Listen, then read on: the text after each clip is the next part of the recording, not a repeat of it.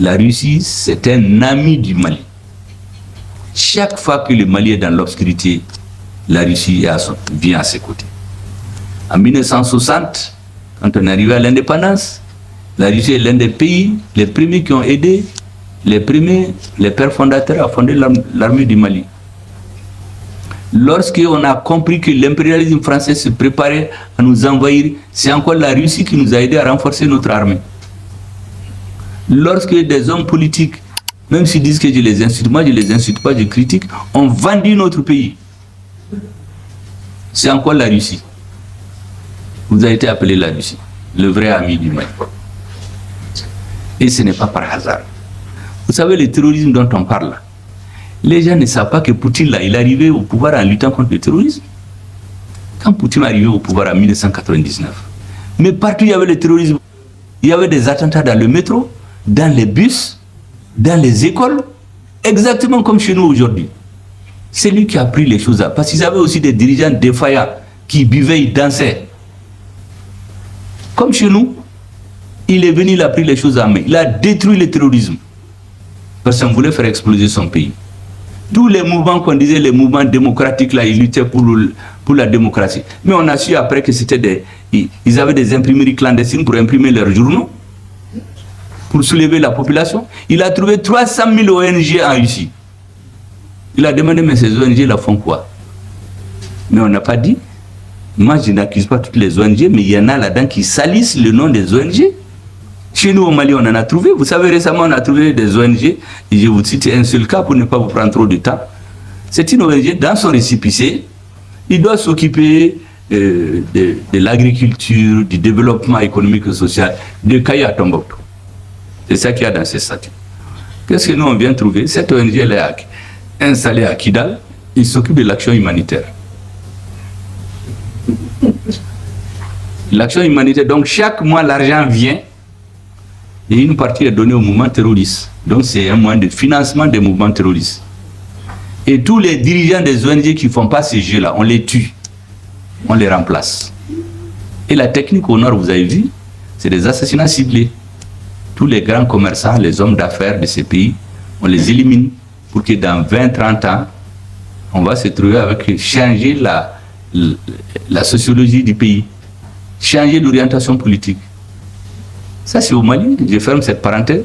Donc, Poutine est venu, il a redressé la Russie. Dans la lutte contre le terrorisme, c'est le premier pays qui a fait face au terrorisme à grande échelle. Donc, si vous allez vers eux, et vous avez un ambassadeur qui vous écoute, c'est une bonne chose. Nous, on est venus en 2021, ça a trouvé que vous étiez réveillés depuis 6 heures. Nous, on est venus à midi. Et puis, on est venu vous parler. Vous pouvez nous dire, vous êtes réveillés en retard. Mais Femindo, comme le dit le président, Beki Joyorla. Ce discours-là, moi, je sais le tort que ça fait à certains. Je crois que c'est rentré même dans le lexique diplomatique, dans les dictionnaires laissés en plein vol. Maintenant, là, c'est entre guillemets, c'est devenu même un terme. Au moment où on le faisait, on n'a pas pensé à ça. Et aujourd'hui, tout le monde regarde le Mali. Le monde entier. L'AES, là, les gens parlent, mais tout le monde regarde l'AES. L'AES regarde le Mali. Le monde entier regarde l'AES. Nous avons l'obligation de réussir. Mais pour réussir, Beki Joyorol. Que ceux qui parlent, parlent. Ceux qui sont au champ, sont au champ. Les militaires font ce qu'ils peuvent. Il y a 3 ans, si on vous avait dit, pas vous dire, je peux même parce que j'ai vu que vous avez demandé ça depuis 2016, le départ de l'aménagement. En ce moment, beaucoup allaient vous traiter des illuminés. Mais il n'y a même pas 3 ans. Si tu disais aux Maliens qu'on va chasser l'aménagement, mais les 90% des Maliens vont vous dire que est-ce que ta tête là est bien. Mais quand on a analysé, on a trouvé que toutes ces forces internationales, en réalité, c'est un voile qu'on a mis sur la tête des Maliens, avec la complicité d'une oligarchie. Ils sont riches, ils volent, on leur donne de l'argent, et ils vont maintenir notre pays comme ça. Aux élections, ils vont corrompre les gens pour être majoritaires. Et dans 20 ans, tous ceux qui comprennent vont disparaître. Et il y aura seulement des jeunes vivants qui voyagent, et on exploite, on amène. Vous avez vu à Kidal? Pendant 10 ans, l'or, Kidal, Intakagao, on exploite. Où va l'or? Personne ne sait. Ça va là où nous on imagine. On prend une petite partie avec la complicité de certains. Vous avez vu le gouverneur qu'on a pris qui jurait fidélité. On l'a pris, le gouverneur de Kidal. Il jurait fidélité au mouvement rebelle. Donc on prend une partie de l'or, on l'amène, on corrompt cette oligarchie.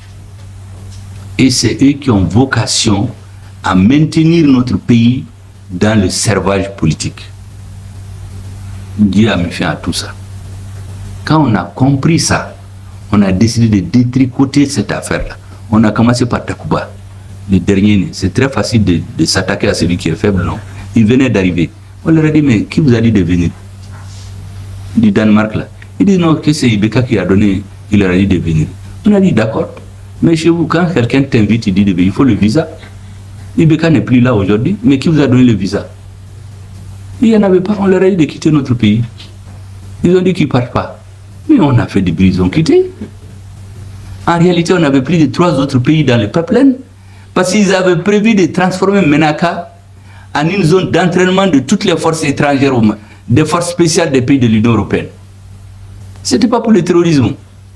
Et quand l'armée malienne veut aller dans ces zones, on leur dit non, c'est la zone d'entraînement de Takuba. Donc l'armée malienne ne peut pas aller sur des parties de notre territoire. On n'avait même pas de simples lunettes à vision nocturne. Quand vous battez, il faut voir l'obscurité. Ces lunettes, on ne peut pas les acheter. On ne peut pas acheter d'hélicoptère. On a acheté un avion de transport avec l'Espagne. On l'a bloqué. Pendant qu'on a payé l'argent. Donc on n'avait pas d'autre moyen. Finalement, on est allé vers l'ami, comme je vous ai dit, celui avec qui on travaille chaque fois qu'il y a l'obscurité. On est allé chez les Russes. Donc le travail que vous avez fait là, c'est un travail qui peut faire l'objet d'un livre entier. Parce qu'il faut qu'on connaisse notre histoire.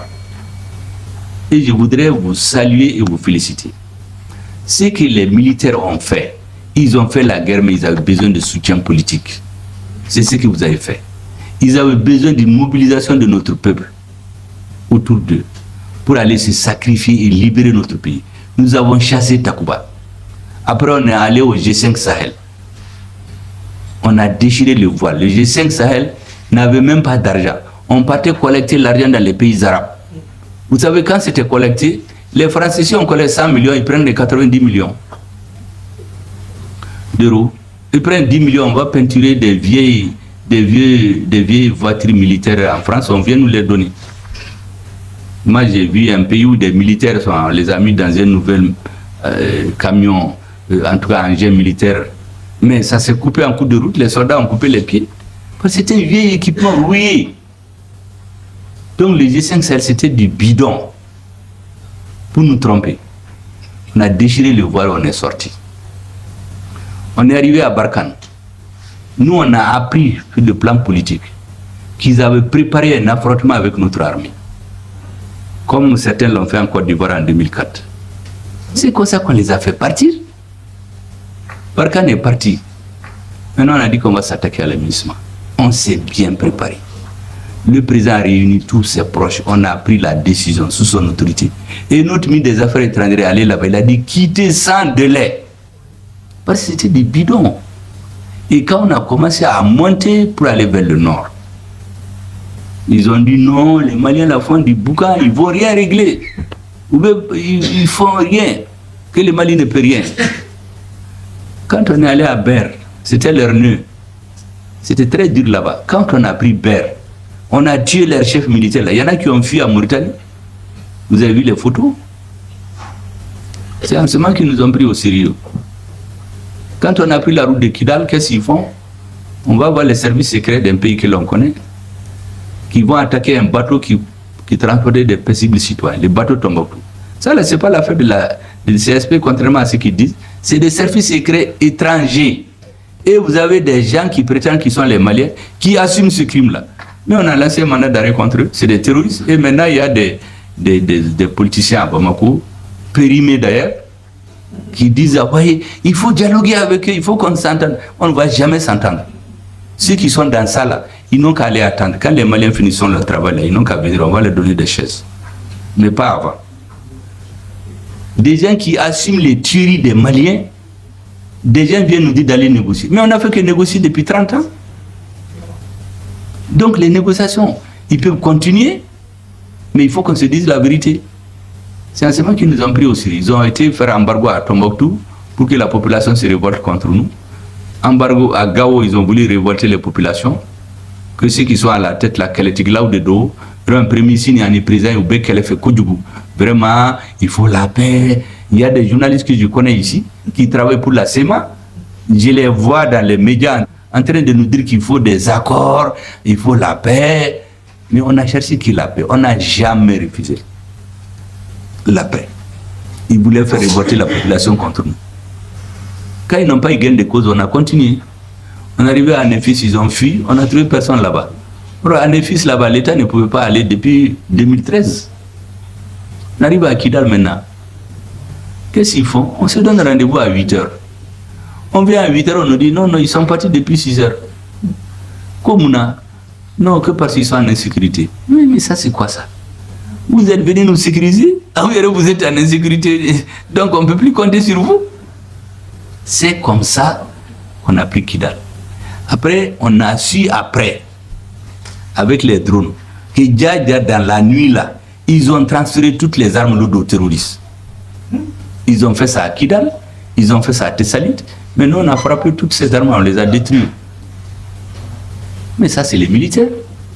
C'est pourquoi j'ai dit aux uns aux autres qui font de la politique politicienne ici à Bamako, que tant que les militaires maliens continuent de se battre, de mourir, pour nous restituer notre pays, personne ne doit s'engager dans ces débats politiciens de caniveau là. Or, il y en a qui sont dans ça. Ils soutient tous les jours, ils lisent les journaux, ils ont les têtes à la une, mais c'est parce qu'il y a la paix. Quand l'autre jour, ce qui est arrivé à Ntenzawatan, quand j'ai dit qu'on a perdu une bataille, on va gagner la guerre, il y a des politiciens là qui se sont levés, que pourquoi le Premier ministre dit ça? Mais la DRIPA a dit la même chose. La DRIPA a dit qu'on est tombé dans une embuscade et que l'armée va reprendre. C'est ce que j'ai dit. On va gagner la guerre. On les a frappés avant-hier. Ils ont été cachés, les pick-up avec les armes là. On les a tous détruits. Tous les militaires qui étaient on les a tous tués. Maintenant, ils sont en train de piailler dans les radios internationales que c'est des enfants qu'on a tués. Mais qu'est-ce que les enfants vont faire là-bas? Mais quand j'ai dit ça, il s'est trouvé, comme je dis, des politiciens qui se sont levés. Ah non, Premier Soukoni, il est contre l'armée, il ne devait pas dire ça. Vous voulez qu'un galon tire? Ça, c'est du mensonge. Heureusement que la DRIPA est venue mettre tout en place. La DRIPA même a reconnu qu'on a eu des pertes en hommes et en matériel, mais on va reprendre. Et c'est ça la guerre. La guerre, c'est comme un homme quand vous grandissez, vous tombez, vous vous levez, vous êtes malade, vous vous levez jusqu'à ce que tu deviens un homme dur. C'est ce que l'armée malienne est en train de faire. L'armée malienne est la seule armée au monde, dans l'histoire, qui recrute, qui forme, qui s'équipe, qui se bat et qui gagne. Les autres se préparent de longue date aux guerres. Mais nous, on nous a obligés à tout faire. On est en train de tout apprendre en marchant. Mais une armée qui fait ça, est-ce que c'est normal que des politiciens viennent dans les villes nous polluer l'air avec des discours toujours favorables à l'étranger? Mais on ne peut pas accepter ça. En tout cas, moi, je ne l'accepterai jamais. Donc, tous ceux qui sont en train de parler politique là, chaque chose en son temps. Quand on n'a pas un pays, on ne peut rien faire.